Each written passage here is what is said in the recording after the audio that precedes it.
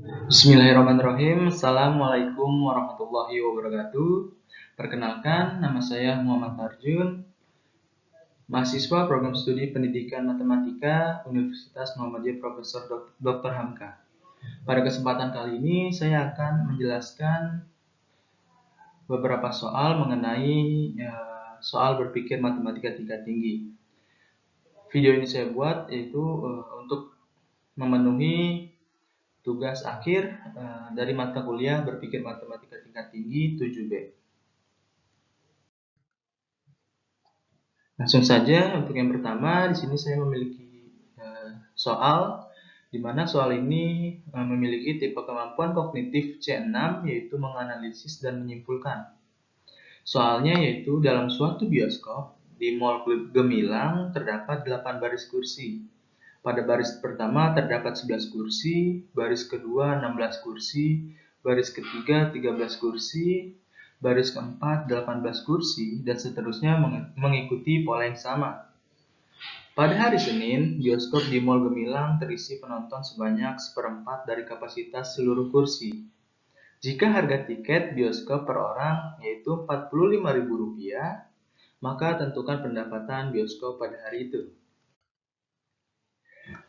Di sini saya memiliki alternatif penyelesaian yang pertama, yaitu pola bilangan kursi bioskop adalah 11, 16, 13, 18, dan seterusnya. Ini didapatkan dari soal yang ada. Yaitu 11 ini merupakan baris pertama, 16 ini merupakan baris kedua, 13 merupakan baris ketiga, 18 merupakan baris keempat, dan seterusnya. Pola bilangan pada tingkat 1 dengan selisih plus 5, yaitu 11 dengan 16 memiliki selisih 5. Dan pada tingkat 2 dengan selisih 2, yaitu 11 dengan 13, di mana ini merupakan tingkat 2 memiliki selisih 2. Sehingga dapat dihitung manual sebagai berikut. 11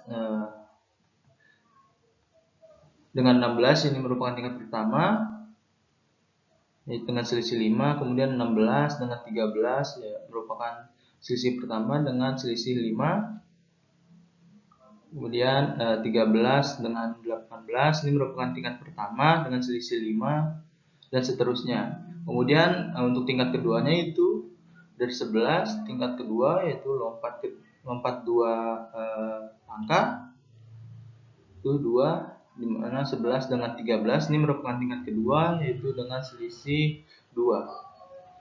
Total kursi di dalam bioskop adalah 11 plus 16 plus 13 plus 18 plus 15 plus 20 plus 17 plus 22. Ini didapatkan dari perhitungan tadi menggunakan pola bilangan pada tingkat 1 dan pola bilangan pada tingkat 2. Dan hasilnya total kursi di dalam bioskop adalah 132. Kemudian kursi bioskop terisi 1/4 dari kapasitas seluruh kursi. Jadi kursi yang terisi adalah 1/4 dikali total kursi yaitu 132 sama dengan 33 kursi.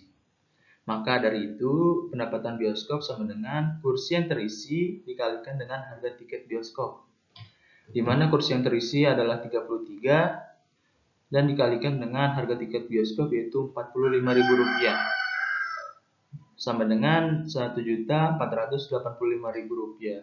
Jadi pendapatan bioskop di Mall Gemilang pada hari Senin adalah Rp1.485.000. Itu untuk alternatif penyelesaian yang pertama. Kemudian di sini saya memiliki alternatif penyelesaian yang kedua, di mana pola bilangan kursi bioskop yaitu sama 11, 16, 13, dan juga 18. Ini sama dengan alternatif penyelesaian yang satu. Ya, pola bilangan tersebut dapat terlihat polanya pada tingkat 2 seperti di bawah ini. Itu 11 dengan 13, 13 dengan 15, dan 15 dengan 17. Kemudian 16 dengan 18, 18 dengan 20, dan 20 dengan 22. Ini merupakan pola pada tingkat 2 dengan selisih 2. Oleh karena itu, soal ini dapat dikerjakan dengan menggunakan rumus barisan aritmatika, yaitu UN atau suku ke N sama dengan A plus buka kurung N dikurang 1 tutup kurung B dikalikan dengan B. Pola yang pertama yaitu 11, 13,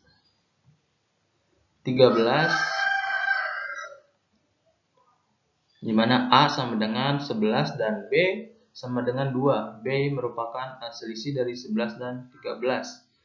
Maka dari itu UN atau suku ke N sama dengan A plus buka kurung N dikurang 1 tutup kurung dikalikan dengan B. Maka suku pertama sama dengan 11, suku kedua sama dengan 11 ditambah 1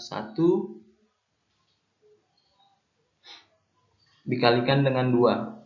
1 ini dihasilkan dari N yaitu 2 dikurang 1 sama dengan 13. Kemudian suku ketiga sama dengan 11 ditambah 2 dikalikan dengan 2 sama dengan 11 ditambah 4 sama dengan 15.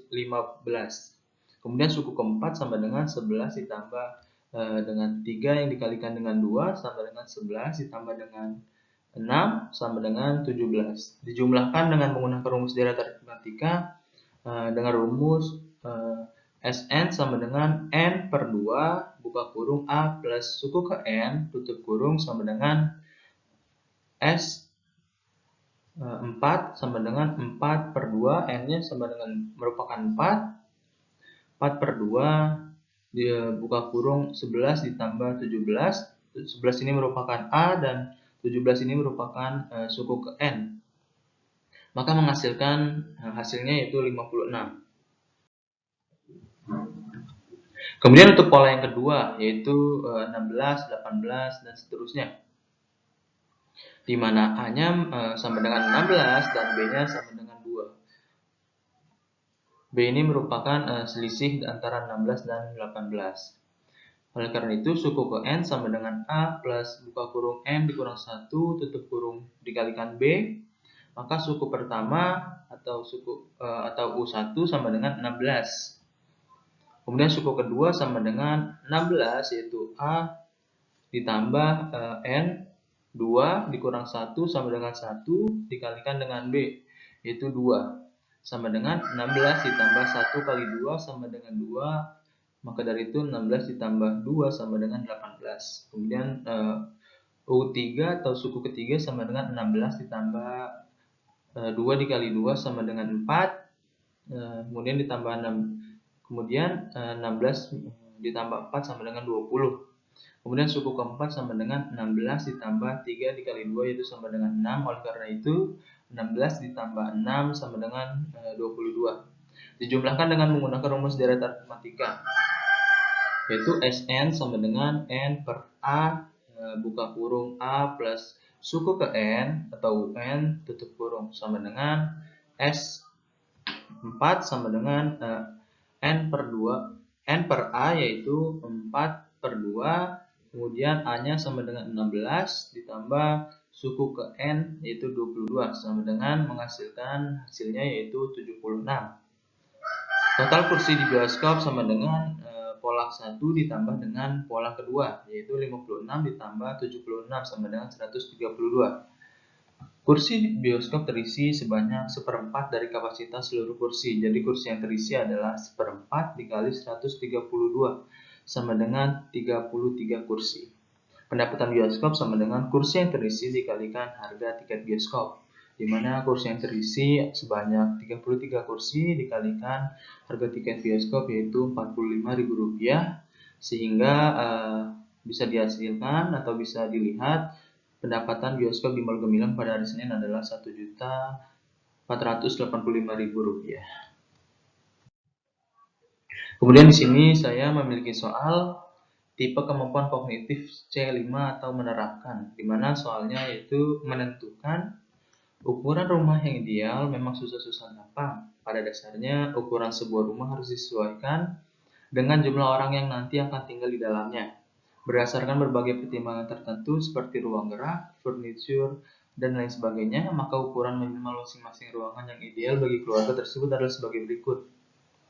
Di mana ruangan panjang dan lebar. Kamar tidur utama memiliki panjang 4 meter dan lebar 3 meter. Kamar tidur anak panjang 3 meter dan lebar 3 meter. Kamar tidur tamu panjang 3 meter, lebar 3 meter, kamar tidur asisten rumah tangga yaitu dengan panjang 3 meter dan lebar 2 meter. Kemudian ruang tamu dengan panjang 5 meter dikali dan lebar 3 meter. Kemudian ruang makan dengan panjang 3 meter dan lebar 3 meter. Dapur 3 meter dan lebar 3 meter. Dapur dengan panjang 3 meter dan lebar 3 meter. Kemudian garasi mobil panjang 5 meter dan lebarnya 3 meter.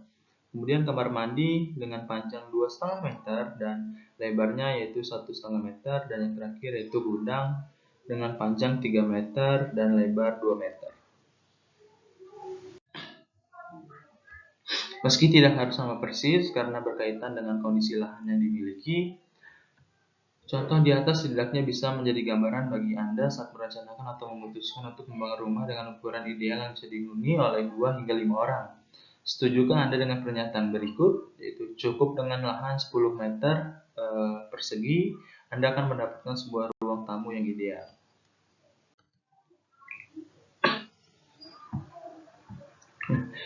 Untuk penyelesaiannya, di sini saya memiliki alternatif penyelesaian yang pertama, yaitu diketahui luas lahannya sama dengan 10 meter persegi, dengan ruang tamu memiliki panjang yang sudah tadi saya jelaskan, yaitu atau sudah tadi saya beritahu bahwa ruang tamu memiliki panjang 5 meter dan lebar 3 meter. Maka dari itu menggunakan rumus luas persegi panjang di mana luas sama dengan P kali L atau panjang kali lebar sama dengan 5 meter dikali 3 meter sama dengan 15 meter persegi. Maka pernyataan lahan 10 meter persegi tidak ideal untuk membuat ruang tamu karena ukuran ruang tamu adalah 5 meter kali 3 meter di mana ukuran yang ideal untuk ruang tamu adalah 15 meter persegi.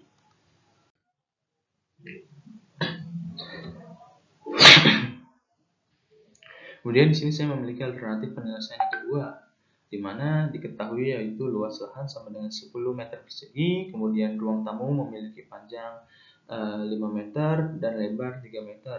Maka dari itu kita bisa menggunakan rumus luas persegi atau misal S1 sama dengan 5 meter dan S1 ini atau sisi ke-1 merupakan 5 meter dan sisi kedua yaitu 3 meter. Maka luas yang bisa dihasilkan yaitu sisi kuadrat atau S kuadrat sama dengan